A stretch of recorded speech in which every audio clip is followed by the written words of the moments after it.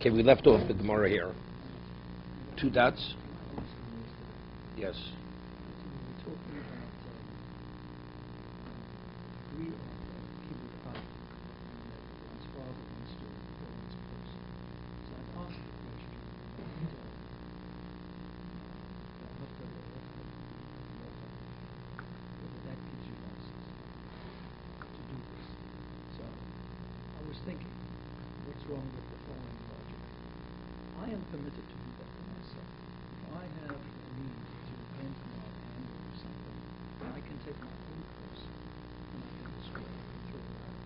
Yeah. Okay?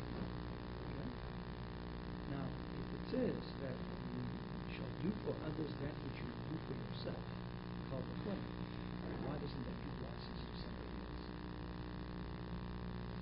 We say that this is limited specifically to Hebrew.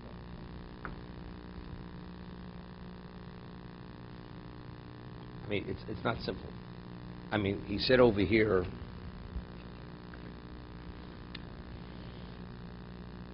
it's not so, even what Tosfos says, he says when he takes the purse and he throws it into the sea, we say that the father has to be able to benefit from the loss of the son. But if he has no benefit, then the son doesn't have to allow the father to actually cause him a loss. So Tosfos says over here, Sheyesh lav koras ruach bekach. The father has benefit. Why?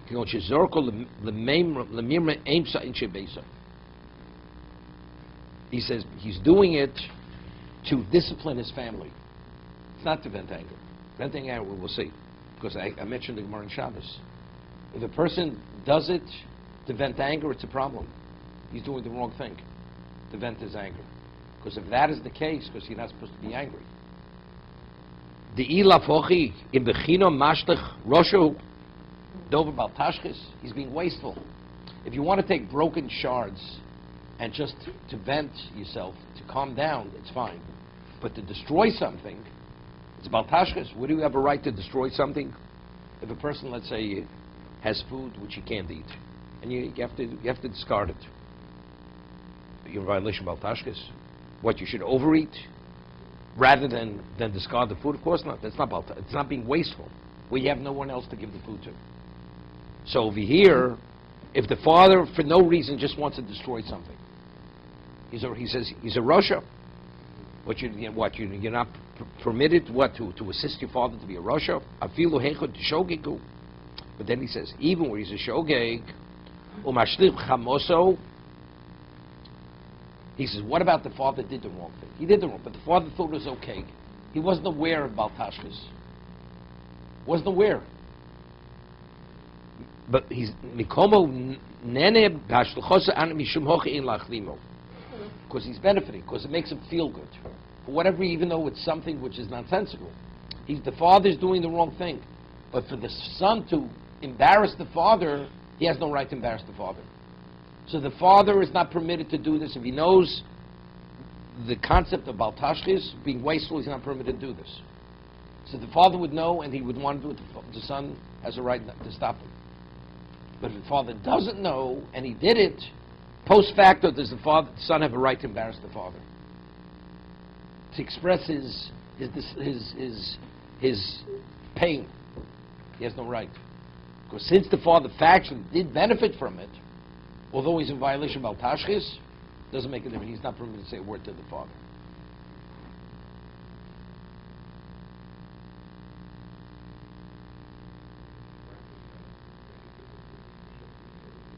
Because although he's a Rasha. If he knows there's a Torah violation, despite that he says, I'll do it in either case. So if he just gets angry, he's not doing it on purpose. No, but it's baltashkis. He gets carried away.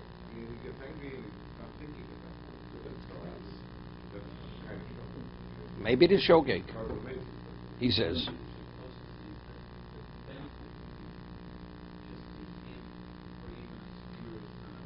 Correct.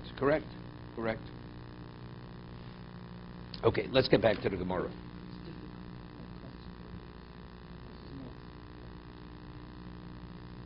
I mean, vafto rechel kamocha. Vafto rechel kamocha means if a person goes and destroy something of his own because he chooses to destroy it. So somebody else wants to destroy my property, I have to allow him to destroy it.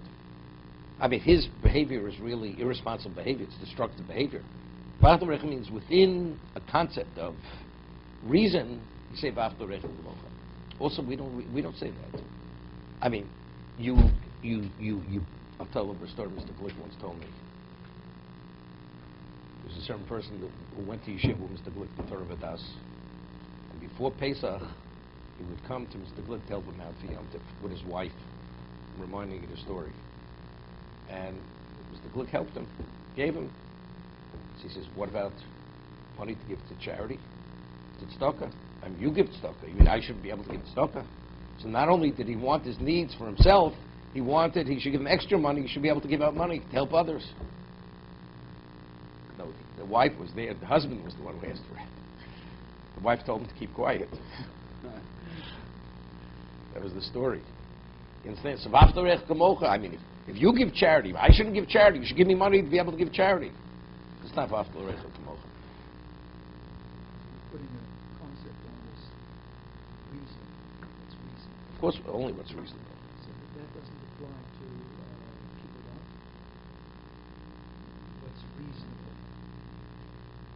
No, I mean, the Gemara speaks about hadofa. You have a base obligation, but your father wants extra. You have no obligation. You have no obligation to give more. More than what is the basic need of a person, you don't have to give to your father. That's what we said. So maybe you should be able to give for masa'oni, even for charity, even that's inappropriate. Even that's inappropriate. You have no obligation. Even if you hold Mishel Ben, you have no obligation to give it to the father. Of course, if you give it, you're honoring it. You are, but as an obligation, you have an obligation.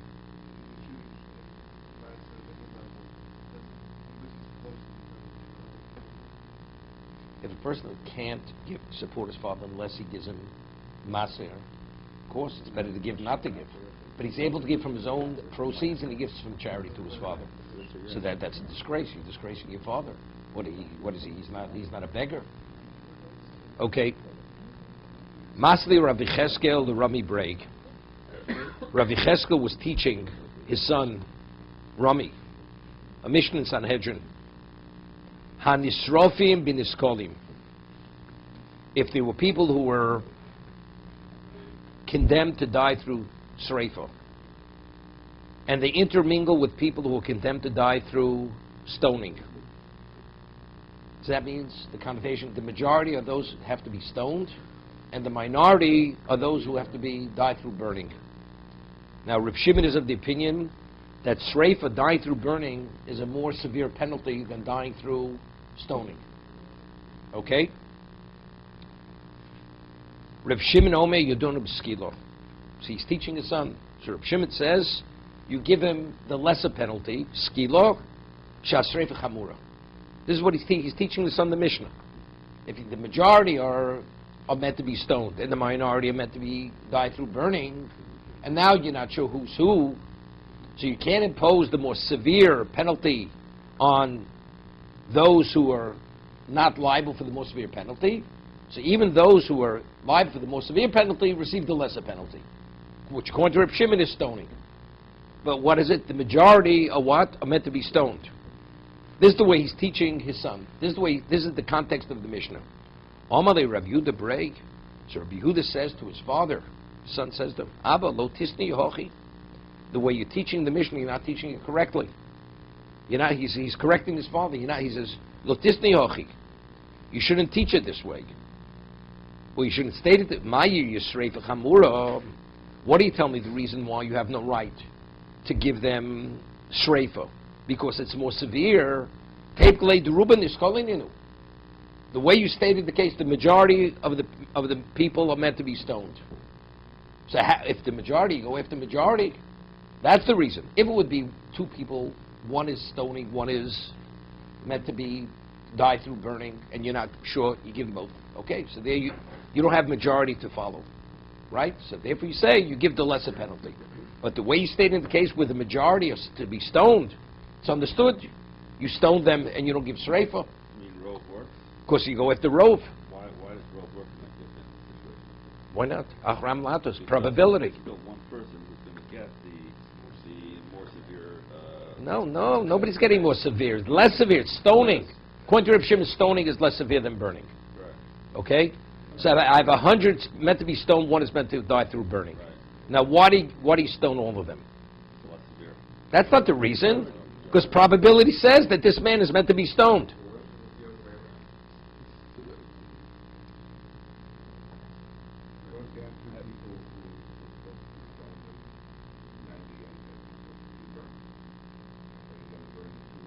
We'll get to that. We'll discuss that in a minute.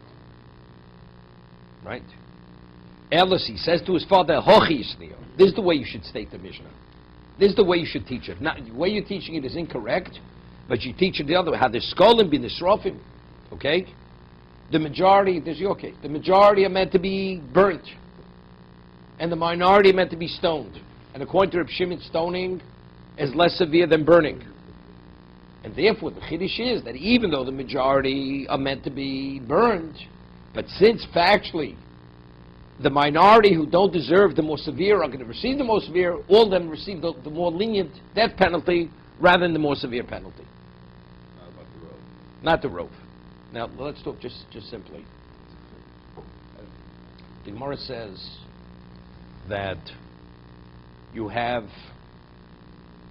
9 Jews and you have 1 non-Jew. If a person kills a non-Jew, what are you in violation of? Lo tirtzah. And you kill a Jew, you're in violation of lo tirtzah. You're not permitted to commit murder. Okay. But what about the liability?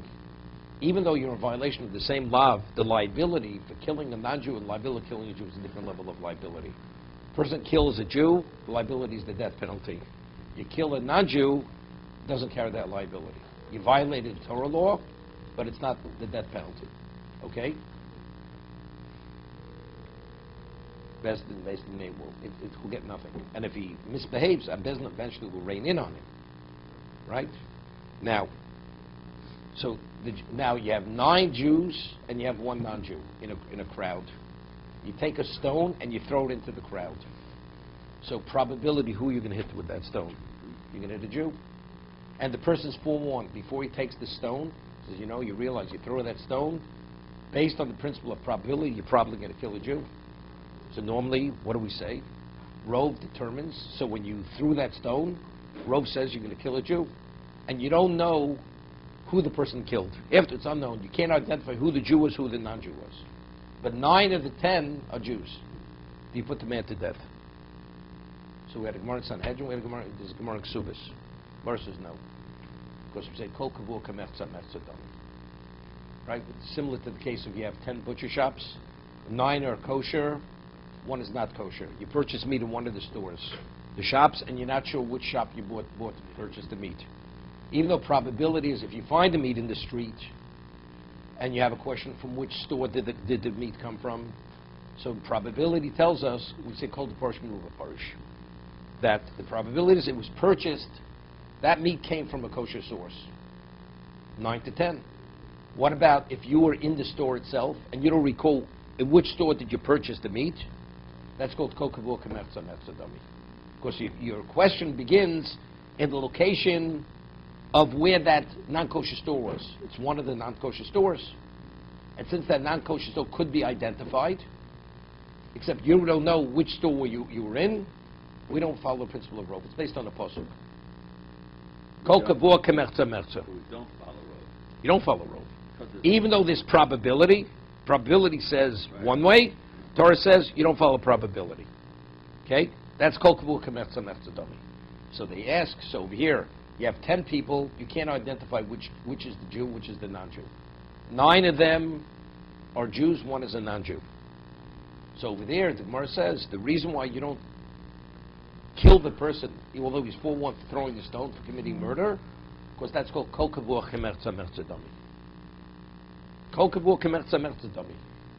Because the one who's the non-Jew, he knows he's not Jewish. We don't know. But it is known to the person who's not Jewish that he's not Jewish. Therefore, that's the equivalent of what? Of the shop. Among there is, it could be identified. We don't know, but it could be identified. As a result of that, we don't say Rove. Okay? You have 9, you have Rov Niskolim, Rov Nisrofim, the majority in Nisrofim, and a minority on Niskolim. Right? So it says you give the, according to Reb Shimon, Sreifa is more severe than Skila. Correct? So, so if the majority, you have 9 out of 10 are meant to be died through burning, you should give more Sreifa. No, we give more Skila. Even though it's Rov. So what's the Chiddush in the Mishnah? So the Chiddush in Mishnah is that even though probability-wise you have Sreifa, you should give Sreifa, but since there's a principle Kol Kamerza, Kol Kavul Kamerza Merza Domi, right? Therefore you don't go after Rov. That could be that could be the reason why, right? That's the reason why. Or the reason could be, what about if none of the people know which was meant to be burnt and which was meant to be stoned? And the court, and now they mix. And now we can't identify. So nobody knows. So what do we go after Rov? Because we have a principle. Why do we? We don't. Because you can't impose a death penalty upon a person who doesn't have that level of liability. Right? You can't give him a greater punishment if he's not liable for that greater punishment. It has nothing to do with Kol Kavuch Kemerza Merza Domi. It's concept. But what about Rov? Right? We have Rov. When it comes to people, Rov doesn't work the same way. You know, if you have animals mixing together, you can't ask an animal, are you this species or that species? But with a human being, you can ask a question. You can engage with it. The man's dead. The man doesn't know. And who said the person can be trusted? Who said the person can be trusted? He has no belief. Right? It's like you have witnesses testifying that he's the defendant who was judged, who should be stoned or burnt. It's irrelevant what he says. Every one of these people is convicted of capital Are meant to crime. die, but the question is, what is the penalty? More severe or less severe? No, but they were convicted. Good? They were convicted. So- Now they're waiting for the execution and got mixed up. Correct. Every one of them knows which category it's in. Maybe yes, maybe not. Who said they know? The How court. could it be possible? Why? What difference does it make? Whether you know. The defendant is to stand before the judges. No, guilty. Who said he has to hear? Chayiv. Who says he has to hear the details of the fact? You will be put to death. What? And if he doesn't hear the word through burning, who said he has to hear it? Each one of them wants the rest of you. It's irrelevant what he wants, but factually is. That's I said he can't be trusted anyway. He can't be trusted. What I'm just saying, but factually, he can't impose a penalty upon a person if he doesn't deserve it. Doesn't deserve the penalty. So therefore, in either case, you're not going to have to rope. So what's the chiddush? That is the chiddush. That even though probability says the more severe, nevertheless, you have no right to impose a more severe penalty upon a person if he's not liable for it. That's in the case of downgrading. What about upgrading? What about downgrading? Well, we're downgrading the penalty. 9 of the 10 here are meant to, the more So severe. No one's getting anything more. Everybody, only one person is getting what he's supposed to get. 9 out of the 10 are going to get less when they what they deserve. Everyone's getting less. Less, definitely, and that's the chiddush. That's a chiddush. Even though the probability is even that they should get more, and every one of them should get more, we have no right at the expense of even one person to impose on that one person because of the majority. Of course not. That's B'chlam Musayim Mana. Right? You have to be put to death. That's understood. No, then you kill no one. Then you kill no one. Of course, you can't kill an innocent man. It's understood. Does this mean that some of them are going to get a lesser kapara than they're supposed to get? What happens if a person, today we have no bezdin, but a person has liability? So they're not going to get the kapara that they need. Hashem will work it out. Yeah, but they're already dead. I mean, there's no... So? When does it get worked out? It gets worked out, but not in a... It's meant to be that the person may have to pay the price in Gehenna. No, seriously. No, but that's what I'm asking. A person has an obligation to bring the chatos, and he dies before he's able to bring the chatos. So how is he going to have the kapara? Okay. It wasn't meant that he should have the kapara of chatos. Same thing over here. It wasn't meant that he should get his full payment in this world. Why? Only God knows why. So would you apply the same concept to all judicial penalties? Let's suppose you're thieves of one category, and there's a sheep that's 3 times. That's understood. That's how much of a raya, right? I mean, we can't extract money from a person unless we have proof, and we're not sure exactly who the debtor is, who has the liability. Of course, we can't. Until it's verified who owes the money, we can't extract money from a person. Everything was ruled. Now Doesn't make a difference. Same thing. Of course. Can go with the lesson. The court rules one man owes a man $200, another man owes $100. The court now doesn't remember who they ruled for. They're mixed up. Same thing. The burden of proof is on the one who wants to collect the money. So he's starting all over again. No, so each one has to pay 100. The question is on the additional 100. That's a question. So we go to the lesser. Of course, there it's easy. That's easy. But that's got nothing to do with the majority. No, here the chiddush is, even though you have a majority, it's irrelevant what the majority is. It could be that the majority fell into a minority. We still go to the lesser. Let's talk about a case. 10 defendants, the ruling was that each one has to pay 200, one is 100. Now, we don't remember. Each of them wants to claim, maybe I'm the 100. Because we have a principle, Ein Holchem Momenach HaRov. When it comes to monetary, we don't follow Rov. Because you can't extract something from a person unless you have definitive proof that he owes you the money. That's what Torah says. It has to be the equivalent of witnesses. Witnesses are absolute proof. You have no proof. I'm the one who owes you the money. That's it. Ein Holchem Momenach HaRov. So it's got nothing to do with majority. No, even the chiddush is, even though there is a majority, it's irrelevant. The majority becomes irrelevant. But what's the literal translation of when the issue at hand is within the grouping, kavua means it's said in the grouping, we don't apply the principle of rov. I once said, it's interesting. I mean, seemingly it's a chiddush, right? You have 10 butcher shops, 9 are kosher, but because I happen to be in the shop, Torah says you don't follow probability.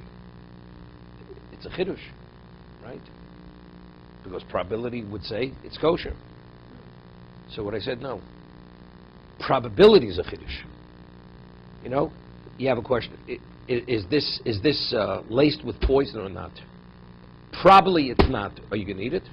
You're not going to eat it. But probability says you don't have to worry about dying. Something. But it's only probability. It's not definite. When the Torah says you have right to rely on probability, it causes that the reality is definite. Probability determines what the reality is. So probability is a chiddush. That even though it's probability, you deal with it as if it's definite. It's definitely kosher. So the Torah says, however, if it's kavua, we don't apply that chiddush of that the probability becomes definite. It's not. It seems to be pretty severe. Just the other way. We don't apply the leniency of probability.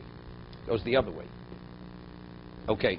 Is the probability of an innocent man and 9 death penalty man?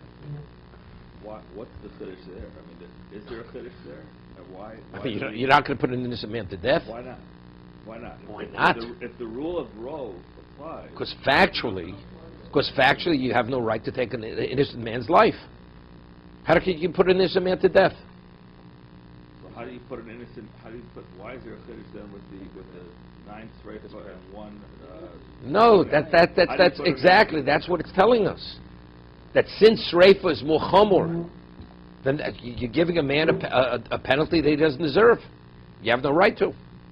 That's like putting an innocent man to death. You say, well, he's dying in either case. Right. No, even the severity of the death penalty, you have no right. It's not only taking an innocent person's life.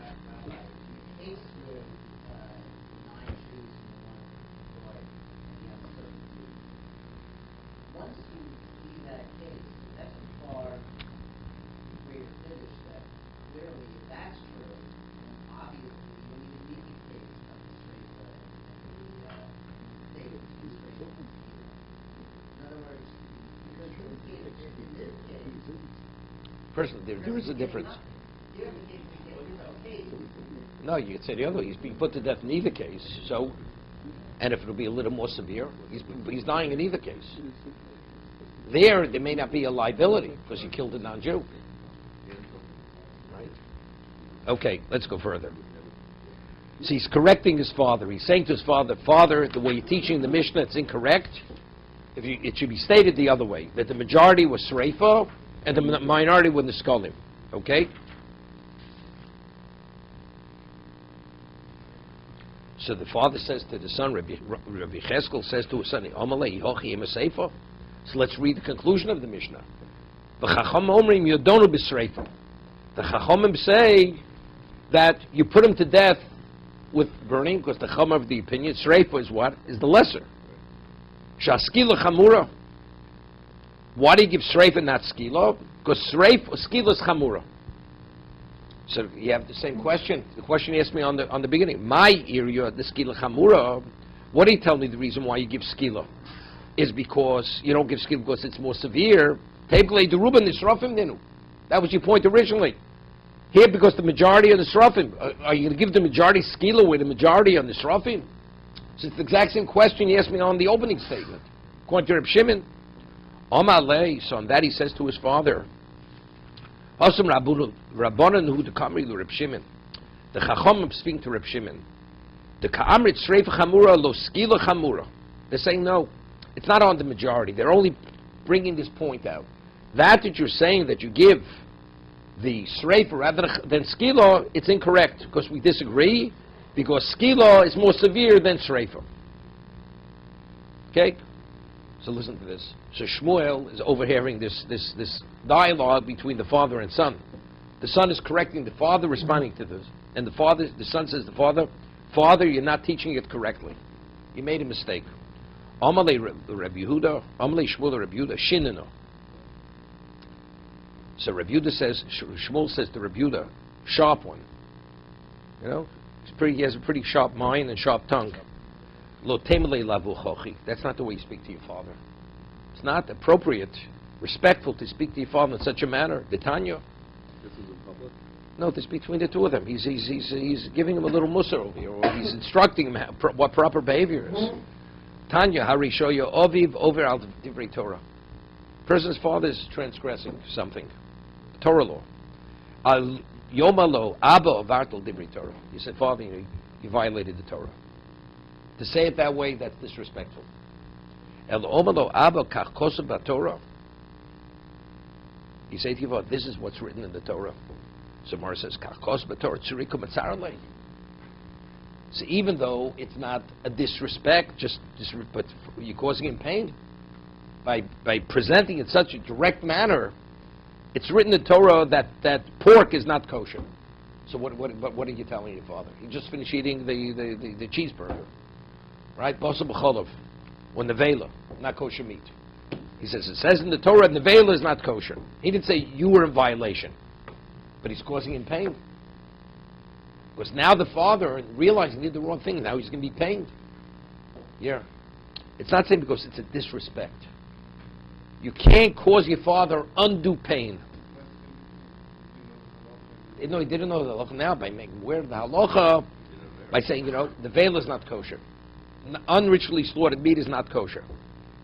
You could be bringing pain to your father. So it seems it's not because he's speaking disrespectfully to him. See, the first way you say, Father, you violated. That's not the way you speak. That's disrespect. Here, even though it's not disrespect, but you're causing pain to the father.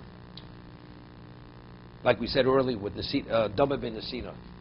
If he would have awoken his father, he would have caused his father pain. Right? You're not permitted to bring undue pain to your father. El Omalos, how does he say it? He has to say something. So he's going to he's going to say it at the most minimal level. El Omalo Abba, Mikro Kosabat Torah. Mikro Kosabat Torah. So what's the difference whether he says, it says in Torah, but he says Mikro Kosabat Torah.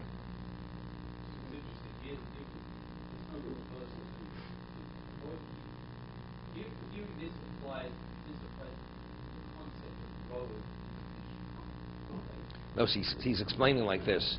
Rashi says, in the other one he says, it's written in the Torah you're not permitted to eat nevela. So that's the equivalent saying to your father, you did the wrong thing.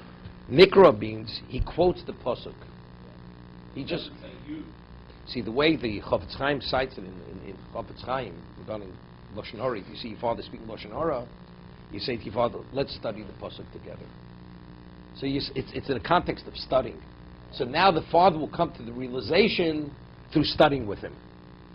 So that's done. Not only is it respectful, it's not so direct, so it's easier to swallow. Still some pain, though. No, there's always when he realizes he did the wrong thing. But again, it comes through the context of studying. He's not saying, it says in there you're not permitted to eat non-kosher. We're studying the pasuk together. So now you understand what the pasuk. This is your understanding. So it's as a result of the father's understanding of the pasuk. Now he's pained. It's not I'm giving you the direct pain. It's through your understanding you're pained. So that massages the pain. It lessens the pain.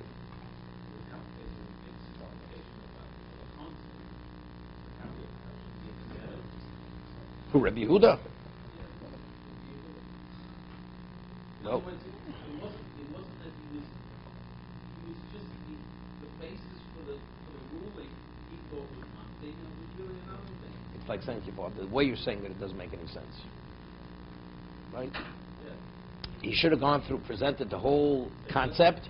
They see it both apply. No, he should have discussed the concept. You say, if you have two people, what would you say? You'd say the same thing. So what does the Mishnah have to say, Rov? I mean, and then he would understand himself that what he's teaching isn't correct. Yeah, you make it indirect.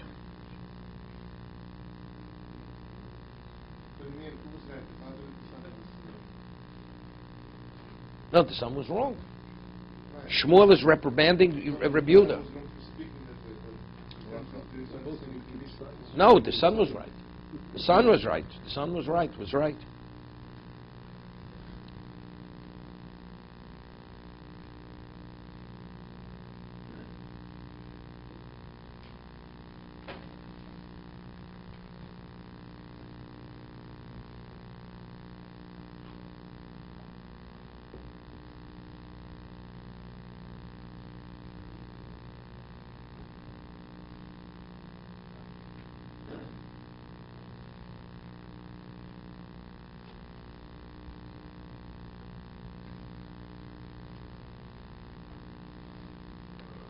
Now, interesting Lushaila.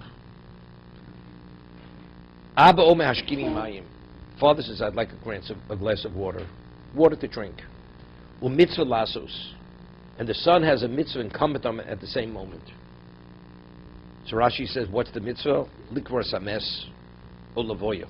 He has to go to a funeral, he has to be involved in the burial of the dead. Meiniach and ikoved abo, vosa ne'iyas mitzvah. He's allowed to leave and ignore the obligation to his father, and he does the mitzvah. Why? Shani v'abba chayivim b'mitzvah. Because just as I'm obligated to bury the dead, my father's also obligated. Right? So since this obligation is upon him, therefore I have to attend to the mitzvah that we're both obligated on. Meaning he has no right to ask me to do something now where he himself is obligated to address that same obligation. So let's talk. What about a person didn't put on a pair of tefillin yet? Your father davened already. To a mitzvah shebegufo. This is which you could only fulfill yourself. And when you're about to put it, your father says, I'd like a glass of water. You didn't put on the tefillin yet. Do you have to first give your father a glass of water? You say, look, I'll put on the tefillin, then I'll attend to my obligation to my father. There, the father has no obligation to put on these tefillin. His father davened already. You can't say, Ani va'abo chayim in this mitzvah. Seemingly, he'd have to first give the father. If he's already putting on the tefillin, that's also mitzvah potim in a mitzvah. You're engaged in a mitzvah, you resolve another mitzvah. But this is in terms of priority, he'd have to give the priority to the father before.